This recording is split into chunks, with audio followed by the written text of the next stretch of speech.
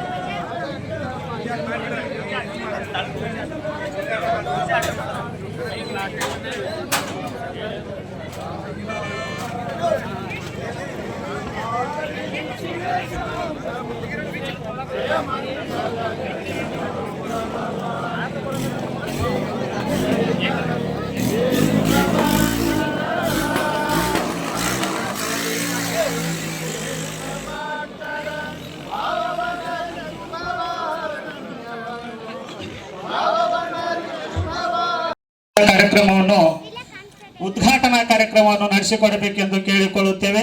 ಎಲ್ಲರೂ ಚಪ್ಪಾಳೆಯೊಂದಿಗೆ ಈ ಒಂದು ಕಾರ್ಯಕ್ರಮಕ್ಕೆ ಪ್ರೋತ್ಸಾಹ ನೀಡಬೇಕೆಂದು ಕೇಳಿಕೊಳ್ಳುತ್ತೇವೆ.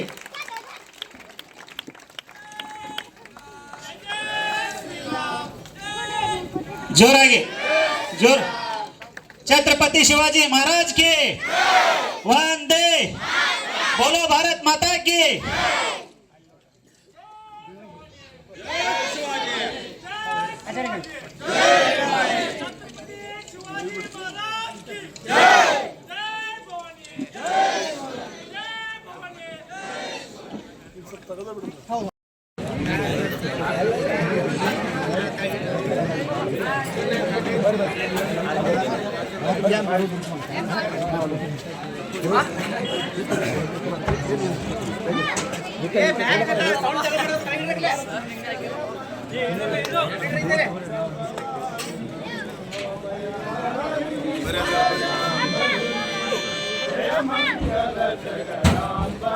ಈಶ್ವರಂ ಭಾಗುರಾಜ ಯತೀಶ್ವರ ಗಿರಿಮಲ್ಲೇಶ್ವರ ಶಿಷ್ಯ ಪರಂಪರಾಗತಂ ಅವಜೀಕರಂ ಅಹಂ ಭಜ. ರಥಸ್ಮರಣೀಯ ಗುರುದೇವರನ್ನ ಸ್ಮರಣೆ ಮಾಡಿ ಸದ್ಗುರು ಸಮರ್ಥ ಅವಜೀಕರ ಮಹಾರಾಜರನ್ನ, ಗುರುದೇವರಾದ ಮಲ್ಲೇಶ್ವರ ಮಹಾರಾಜರನ್ನ ಅಂತರಂಗದಲ್ಲಿ ಸ್ಮರಣೆ ಮಾಡಿಕೊಳ್ತಾ, ಇವತ್ತಿನ ದಿವಸ ಮದಹಳ್ಳಿ ಗ್ರಾಮದಲ್ಲಿ ಛತ್ರಪತಿ ಶಿವಾಜಿ ಮಹಾರಾಜರ ಅಶ್ವಾರೂಢ ಪ್ರತಿಮೆ ಅನಾವರಣ ಕಾರ್ಯಕ್ರಮ. ಈ ಅಪರೂಪದ ಕಾರ್ಯಕ್ರಮವನ್ನು ಬಹಳ ವಿಶೇಷವಾಗಿ ವಿಜೃಂಭಣೆಯಿಂದ ನಿರ್ಮಾಣ ಮಾಡಿ, ಬಹುತೇಕ ನಮ್ಮ ಭಾಗದ ಎಲ್ಲ ಹಳ್ಳಿಗಳು ಇವತ್ತು ಎಲ್ಲಿ ಅಂತಂದಾಗ ಮೆದಹಳ್ಳಿಯ ಕಡೆಗೆ ಅಂತಕ್ಕಂಥ ಒಂದು ನಾಣ್ಣುಡಿಯ ಆಧಾರದ ಮೇಲೆ ಈ ಮದಹಳ್ಳಿ ಗ್ರಾಮವನ್ನು ನೋಡ್ತಾ ಇದ್ದಾರೆ. ಅಂಥ ಅಪರೂಪದ ಕಾರ್ಯಕ್ಕೆ ಕಾರಣೀಭೂತರಾಗಿರ್ತಕ್ಕಂಥ ಎಲ್ಲ ಮದಹಳ್ಳಿಯ ಪುರದ ಗುರು ಹಿರಿಯರಿಗೆ ಮೊದಲಿಗೆ ನಮಸ್ಕಾರಗಳನ್ನು ಸಲ್ಲಿಸಿ, ಈ ಅಪರೂಪದ ಕಾರ್ಯಕ್ಕೆ ವೇದಿಕೆಯನ್ನು ಅಲಂಕೃತಗೊಂಡಿರ್ತಕ್ಕಂಥ ಎಲ್ಲ ಅತಿಥಿ ಮಹೋದಯರಿಗೆ ಭಕ್ತಿಪೂರ್ವ ಪ್ರಣಾಮಗಳನ್ನ ಅರ್ಪಣೆ ಮಾಡಿ, ಶ್ರದ್ಧೆಯ ತಾಯಂದಿರೆ, ಸಜ್ಜನ ಸಮಾಜದ ಬಂಧುಗಳೇ, ತಮ್ಮೆಲ್ಲರಿಗೂ ಭಕ್ತಿಯ ಶರಣಾರ್ಥಿಗಳು. ಸಮಯ ಈಗಾಗಲೇ 9 ಗಂಟೆ ಆಗ್ತಾ ಬರ್ತಾ ಇದೆ. ಸಿಡಿಲಬ್ಬರದ ನುಡಿಗಳನ್ನು ತಾವೆಲ್ಲರೂ ಕೂಡ ಇಲ್ಲಿಯವರೆಗೆ ಆಲಿಸಿದ್ದೀರಿ. ಒಂದು ಕಡೆ ಹಿಂದೂ ಹೃದಯ ಸಾಮ್ರಾಟ್ ಪ್ರಮೋದ್ ಜಿ ಮುತಾಲಿಕ್ರವರು, ಇನ್ನೊಂದು ಕಡೆ ಹಿಂದೂ ಹೃದಯ ಸಾಮ್ರಾಟಿ ರಮಾಕಾಂತ್ ದಾದಾರ್ ಅವರು. ಇಬ್ಬರ ಸಿಡಿಲಬ್ಬರದ ನುಡಿಗಳನ್ನು ಕೇಳಿದ ಬಳಿಕ ಒಂದು ಮಾತು ನೆನಪು ಬರ್ತದೆ. ಏನು ಅಂತಂದರೆ, ಮನೆ ಒಳಗೆ ಹಿರಿಮಗನಾಗಿ ಹುಟ್ಟಬಾರ್ದು, ಊಟದ ಪಂಕ್ತಿ ಒಳಗೆ ಕೊನೆ ಊಟ ಆಗಬಾರ್ದು, ಮಾತಿನೊಳಗೆ ಕೊನೆ ಭಾಷಣ ಆಗಬಾರ್ದು. ಇವತ್ತು ವೇದಿಕೆ ಮೇಲೆ ಹಂಚಿಕೊಂಡಿರ್ತಕ್ಕಂಥ ಹಲವಾರು ಮಾತುಗಳನ್ನು ತಾವೆಲ್ಲ ತುಂಬ ಸೀರಿಯಸ್ ಆಗಿ ಸ್ಟಡಿ ಮಾಡಬೇಕಾಗ್ತದೆ.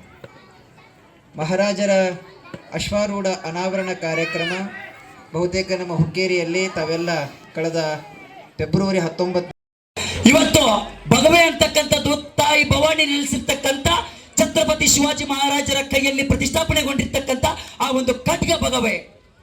ಭಗವೆ ಅಂತಕ್ಕಂಥದ್ದು ಪ್ರತಿಯೊಬ್ಬರ ಹಿಂದೂಗಳ ಎದೆ ಬಡಿತ. ಭಗವೆ ಅಂತಕ್ಕಂಥದ್ದು ಪ್ರತಿಯೊಬ್ಬ ತಾಯಂದಿರ ಹಣೆ ಮೇಲಿರ್ತಕ್ಕಂಥ ಕುಂಕುಮದ ಸಂಕೇತ ಭಗವೆ. ಭಗವೆ ಅಂತಕ್ಕಂಥದ್ದು ಕೇಸರಿ ತಿಲಕ ಅಂತಕ್ಕಂಥದ್ದು ನಮ್ಮ ನಿಮ್ಮೆಲ್ಲರ ಉಳಿವಿಗಾಗಿ, ನಮ್ಮ ಮುಂದಿನ ಪೂರ್ವಜರ ಉಳಿವಿಗಾಗಿ. ಆ ನನ್ನ ಸಾವಿರ ಜನ ಪೂರ್ವಜರು ತಮ್ಮ ರಕ್ತವನ್ನು ಹರಿಸಿದ್ರಲ್ಲ,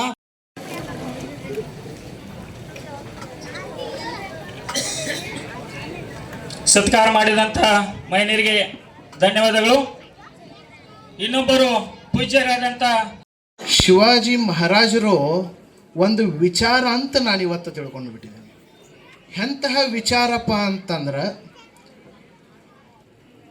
ತಮ್ಮ ನಾಡಿಗೋಸ್ಕರ ತಮ್ಮ ಜೀವನವನ್ನು ಕೊಟ್ಟ, ತನ್ನ ಸಂಸ್ಕೃತಿಗೋಸ್ಕರ ತನ್ನ ಜೀವನವನ್ನು ಕೊಟ್ಟ, ತನ್ನ ಜನರಿಗೋಸ್ಕರ, ತನ್ನ ಭೂಮಿಗೋಸ್ಕರ, ತನ್ನ ತಾಯಿಗೋಸ್ಕರ ತನ್ನ ಜೀವನವನ್ನು ಕೊಟ್ಟ ಒಂದು ವಿಚಾರ, ಒಳ್ಳೆಯ ಅಂದಾಕ್ಷಣ ನಮ್ಮಲ್ಲಿ ಆ ಒಂದು ರಾಷ್ಟ್ರಭಕ್ತಿ ಅನ್ನೋದು ಉದ್ಭವವಾಗುತ್ತದೆ ಅಲ್ಲ, ಆ ಒಂದು ಛತ್ರಪತಿ ಅನ್ನುವಂಥ ಹೆಸರಿಗಿರ್ತಕ್ಕಂಥ ತಾಕತ್ತಂಥದ್ದು.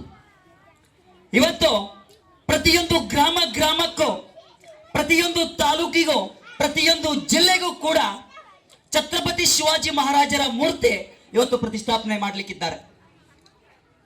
ಇಂಥ ಒಂದು ಸಣ್ಣ ಗ್ರಾಮದಲ್ಲಿ ಇಂಥ ಒಂದು ದೊಡ್ಡ ಮಹಾನ್ ವ್ಯಕ್ತಿಗಳ ಪ್ರತಿಮೆಯನ್ನ ಇಡುವುದರ ಮುಖಾಂತರ ಇವತ್ತು ಪ್ರತಿಯೊಬ್ಬ ಹಿಂದುವಿನಲ್ಲೂ ಆ ಹಿಂದುತ್ವವನ್ನ ಜಾಗೃತ ಮಾಡಬೇಕಂತ ಒಂದು ಮನಸ್ಥಿತಿ ಬಂದಿದೆಯಲ್ಲ, ಇಲ್ಲಿನ ಒಂದು ಮರಾಠ ಸಮಾಜಕ್ಕೆ ಶಿರಶಾಸ್ತ್ರಾಂಗ ನಮಸ್ಕಾರಗಳನ್ನು ಅರ್ಪಿಸ್ತೇನೆ. ಯಾಕಂದ್ರೆ ಛತ್ರಪತಿ ಶಿವಾಜಿ ಮಹಾರಾಜರು ಅದೊಂದು ಹೆಸರಲ್ಲ, ಅದು ಪ್ರತಿಯೊಬ್ಬ ಹಿಂದೂಗಳ ಅಸ್ಮಿತೆ ಅಂತದ್ದು, ಪ್ರತಿಯೊಬ್ಬ ಹಿಂದೂಗಳ ಭಾವನೆ ಅಂತದ್ದು. ಛತ್ರಪತಿ ಶಿವಾಜಿ ಮಹಾರಾಜರೆಂದರೆ ತಾಯಿ ಜೀಜಾಮಾತೆಯ ಗರ್ಭದಲ್ಲಿ ಹುಟ್ಟಿ ಬಂದಿರತಕ್ಕಂಥ ರಕ್ತ ಸಿಕ್ತವಾಗಿರ್ತಕ್ಕಂಥ ಛತ್ರಪತಿ ಶಿವಾಜಿ ಮಹಾರಾಜರು ಮುಂದೊಂದು ದಿನ ಮೊಘಲ್ ಸಾಮ್ರಾಜ್ಯವನ್ನ ನಾಶ ಮಾಡ್ತಕ್ಕಂಥವ್ರಾಗಿದ್ರಲ್ಲ, ಅದು ಶಿವಾಜಿ ಮಹಾರಾಜರು ಅಂತ.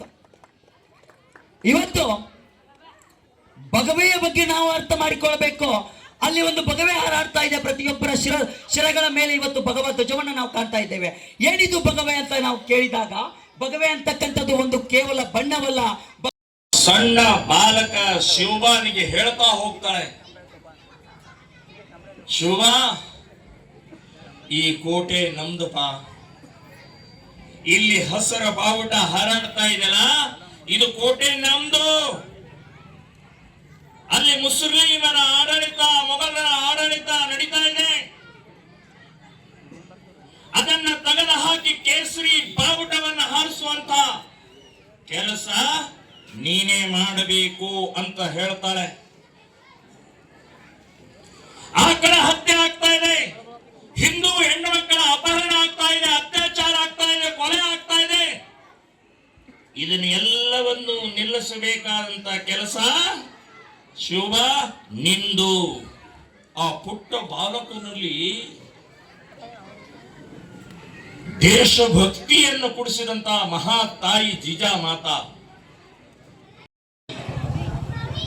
ಛತ್ರಪತಿ ಶಿವಾಜಿ ಮಹಾರಾಜರ ಜನ್ಮ ಆಗುತ್ತೆ.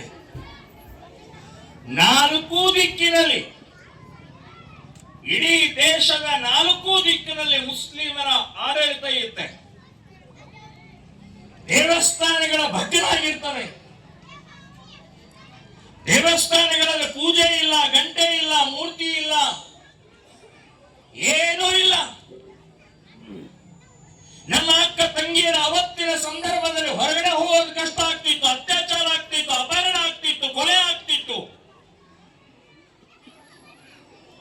ಅಂಥ ಭಯಾನಕ ಇರುವಂತ ಮುಸ್ಲಿಮರ ದುರಾಡಳಿತದಲ್ಲಿ ನಮ್ಮ ಆಕಳು ಬಸವಣ್ಣ ಗೋಮಾತೆ ಸಾವಿರ ವರ್ಷದಿಂದ ನಾವು ಪೂಜೆ ಮಾಡ್ತಾ ಇರುವಂತಹ ಆಕಳ ಹತ್ಯೆ ಅವತ್ತಿನ ದಿನನೂ ಆಗ್ತಿತ್ತು, ಇವತ್ತು ಆಗ್ತಾ ಇದೆ. ಜೀಜಾ ಮಾತಾ ಛತ್ರಪತಿ ಶಿವಾಜಿಯ ತಾಯಿ ಒಂದೊಂದು ಅಂತ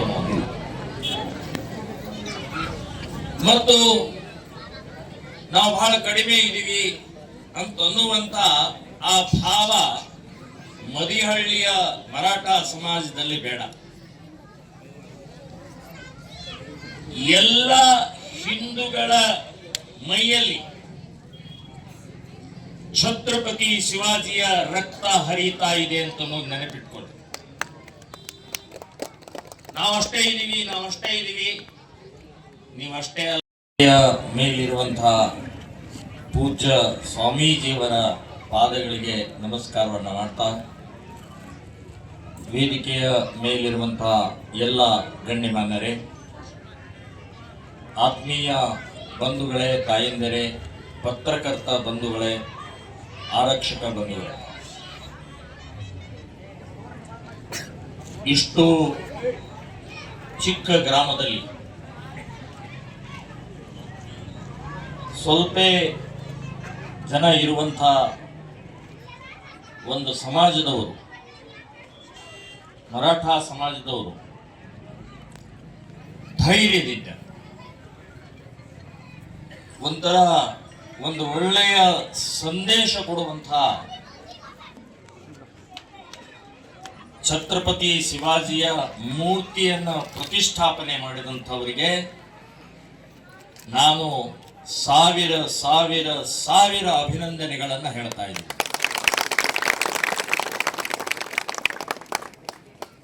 ಇದು ತಾಕತ್ತಿದು. ನಾವು ಎಷ್ಟೇ ಕಡಿಮೆ ಇದ್ರೂ ಕೂಡ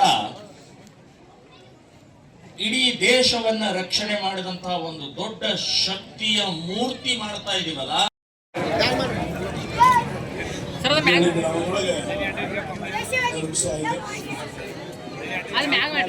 ವೇದಿಕೆಯಲ್ಲಿರುವ ಪೂಜ್ಯರೇ, ಗ್ರಾಮದ ಹಿರಿಯರೇ, ಇಂತಾನೆ ಅಂತಿಮದ ಮುಂಚೆ ಅಷ್ಟೇ ನಾನೇನು ಹೇಳ್ಬೇಕಾದ್ರೆ ಎಲ್ಲ ಹೇಳ್ಬಿಟ್ಟಿದ್ದಾರೆ ಮಾಡಕತ್ತೀವಿ. ನಾನು ಬಂದು ಇಳಿದಾಗ ನಾನು ಕೇಳಿದೆ, ಅಲ್ಲೇ ರಾಯಣದ ಐತಿ ಮತ್ತು ಶಿವಾಜಿ ಐತಿ, ಬಸವಣ್ಣದ ಯಾವಾಗ ಮಾಡೋದು ಅಂತ ಕೇಳಿದೆ. ಇಲ್ಲ ಸರ್, ಶೀಘ್ರದಲ್ಲಿ ತೋರಿಸಿದ್ರು. ಇಲ್ಲ ಸರ್, ಅಲ್ಲೇ ನಾವು ಬಸವಣ್ಣನ ಒಂದು ಮೂರ್ತಿಯನ್ನ ಸ್ಥಾಪನೆ ಮಾಡ್ತಾ ಇದ್ದೀವಿ ಅಂತ ಹೇಳಿದೆ. ನಾನು ಗ್ರಾಮದ ಯುವಕರಿಗೆ ಏನು ಹೇಳಕ್ ಬಯಸ್ತೀನಿ ಅಂದ್ರೆ, ಯುವಕರಲ್ಲ, ಎಲ್ಲ ಮಾತಾಡ್ತಾರೆ. ಇವತ್ತೇನು ಈ ಗ್ರಾಮದೊಳಗೆ ಯಾರು ವಾಸಿಸ್ತಾರೋ ಅಥವಾ ಈ ಗ್ರಾಮ ದಾಟು ಅಂತಾರೋ ಎಲ್ಲರಿಗೂ ನಾವು ಮಹಾನ್ ವ್ಯಕ್ತಿಗಳ ಮೂರ್ತಿಯನ್ನ ಈ ಚೌಕದಲ್ಲಿ ಅನಾವರಣ ಮಾಡಕತ್ತೀವಿ, ಅವರ ಮೂರ್ತಿಗಳನ್ನು ಕುಣಿಸಾಕತ್ತೀವಿ. ಬರೇ ಪ್ರತ್ಯೇಕ ಅವ್ರ ಮೂರ್ತಿಗಳನ್ನು ಕುಣಿಸಿ ನಾವು ಮರೆತು ನಮ್ಮ ಮನೆಗೆ ಹೋಗೋದು ಬೇಡ. ಅವರು ಅವ್ರ ಜೀವನದೊಳಗ ಯಾವ ತತ್ವ ಸಿದ್ಧಾಂತ ನಡ್ಕೊಂಡ ಸಮಾಜ ಸಲುವಾಗಿ ಏನು ಮಾಡಿದಾರೋ ಅವನು ಕೂಡ ನಾವು ಅವ್ರು ನೋಡಿದಾಗ ಆ ವಿಚಾರಗಳನ್ನ ನಮಗ ಬರಬೇಕು. ಶಿವಾಜಿ ಬಗ್ಗೆ ಒಂದು ಮಾತನ್ನ ಹೇಳಕ್ ಬಯಸ್ತೇನೆ. ಶಿವಾಜಿ ಮಹಾರಾಜರು ಪಾವನ ಸನ್ನಿಧಾನಕ್ಕೆ ನಮನಗಳನ್ನು ಸಲ್ಲಿಸಿ ಕಾರ್ಯಕ್ರಮದ ಕಾರಣೀಭೂತರು ಭಾರತ ಮಾತೆಯ ಪುತ್ರರಾದ ಛತ್ರಪತಿ ಶಿವಾಜಿ ಮಹಾರಾಜರವರ ಪಾವನ ಸನ್ನಿಧಾನಕ್ಕೆ ನಮನಗಳನ್ನು ಸಲ್ಲಿಸಿ, ಏನಪ್ಪ ಎಲ್ಲರದೂ ಆಯಿತು. ನಂದು ಹೆಂಗಪ್ಪ ಅಂದ್ರೆ, ಮಳೆ ಬೆತ್ತ ಕೇಳ್ರಿವ, ಈ ಕಡೆ ಕೇಳ್ರಿ, ಗದ್ದಲ ಮಾಡಿದ್ಬೇಡ್ರಿ. 5 ನಿಮಿಷ. ಮಳೆಗಾಲ ಶುರು ಆದಮೇಲೆ ಹೆಂಗೆ ಕಡ ಕಡ ಕಡ ಕಡ ಕಡ ಬಡಿದಿದ್ರಲ್ಲ, ಶಿಡ್ಲ ಮಿಂಚ ಮಳೆ ಇವರೆಲ್ಲ ಅದಾದ ಮೇಲೆ ಸೂಸು ಮಳೆ ಏನು ಬೀಳ್ತದ್ರಲ್ಲ, ಎಲ್ಲ ಬಿದ್ದು ಹೋದ ಮೇಲೆ ಅದು ಮಳೆ ಬಿದ್ದರೂ ಅಟ್ಟ ಬಿಟ್ಟರು ಅಷ್ಟೇ, ಯಾಕಂದ್ರೆ ಬಿದ್ದ ಹೋಗಿರ್ತದಲ್ರಿ. ಕೊನೆಯದಾಗಿ ಏನೋ ಅటు ಉದುರ್ತತೆ ಅటు ಉದುರಿ ಹೋತಪ್ಪ ಇವತ್ತಂತೇಳಿ ಅಂಥ ಮಳೆ ನಂದು. ಅಂದರೆ ಹೇಳುವ ತಾತ್ಪರ್ಯ ಏನಪ್ಪ ಅಂತಂದ್ರೆ ಭಗವಂತ ನಿಮಗೆ ವರ ಕೊಟ್ಟರು, ನಾವು ಕೊಟ್ಟ ಮೇಲೆ ಒಂದು ಸ್ವಾಮಿಗಳು ನೋಡಿ ನಾವು. ಅದಕ್ಕೆ ನನ್ನ ಒಂದೆರಡು ನುಡಿಗಳು. ಛತ್ರಪತಿ ಶಿವಾಜಿ ಮಹಾರಾಜರು ಏನಕ್ಕೆ ಛತ್ರಪತಿಗಳಾಗಿದ್ರಪ್ಪ ಅಂತಂದ್ರೆ, ಶಿವಾಜಿ ಮಹಾರಾಜರನ್ನುವುದು ಒಂದು ವ್ಯಕ್ತಿ ಅಲ್ಲ ನನ್ನ ಪ್ರಕಾರ. ಅದಾದ ಬಳಿಕ ಮತ್ತೆ ಅವರ ಪುಣ್ಯತಿಥಿಯ ನಿಮಿತ್ತಿಯಾಗಿ ಮದಹಳ್ಳಿ ಗ್ರಾಮದೊಳಗೆ ಅದೇ ರೀತಿಯಾಗಿರ್ತಕ್ಕಂಥ ಮಹಾರಾಜರ ಮೂರ್ತಿ ಅನಾವರಣ ಆಗ್ತಾ ಇದೆ. ಇದು ಎಲ್ಲ ಬಂಧುಗಳನ್ನು ಒಂದುಗೂಡಿಸ್ತಕ್ಕಂಥ ಒಂದು ಸೂತ್ರದ ಅಡಿಯಲ್ಲಿ ತಂದು ಯಾವ ರೀತಿ ಸ್ವರಾಜ್ಯಕ್ಕಾಗಿ, ಈಗಾಗಲೇ ಹೇಳ್ಯಾರ ಬಹಳಷ್ಟು ಮಾತುಗಳನ್ನು, ಯಾವ ರೀತಿ ಸ್ವರಾಜ್ಯಕ್ಕಾಗಿ ಅಂದಿನ ಛತ್ರಪತಿ ಶಿವಾಜಿ ಮಹಾರಾಜರು ಅಂದರೆ ನಮ್ಮ ಹೃದಯದ ಅಂತರಂಗದ ಒಡೆಯನಾಗಿರತಕ್ಕಂತಹ ಮಹಾರಾಜರು ಅವತ್ತಿನ ಸ್ವರಾಜ್ಯದ ಕಾಲಘಟ್ಟದಲ್ಲಿ ಉತ್ತರ, ದಕ್ಷಿಣ, ಪೂರ್ವ, ಪಶ್ಚಿಮ, ಈಶಾನ್ಯ, ನೈಋತ್ಯ ಹೀಗೆ ಅಷ್ಟ ದಿಕ್ಕುಗಳಲ್ಲಿ ಅದಿಲಿಶ, ಬರದಿಶ, ಕುತುಬುಷ ಹೀಗೆ ಎಲ್ಲ ರಂಗದೊಳಗೂ ಗೋವಾದಲ್ಲಿ ಪೋರ್ಚುಗೀಸರು, ಡಚ್ಚರು, ಫ್ರೆಂಚರು, ಮೇಲ್ಗಡೆ ಬರಿದಿಶ, ಮಲಗಡೆ ಕುತುಬುಷ, ಆದಿಲಿಶ, ವಿಜಾಪುರದೊಳಗೆ ಈಶಾ, ಆಶಾ ಎಂಬತಕ್ಕಂಥವರು ಇಡೀ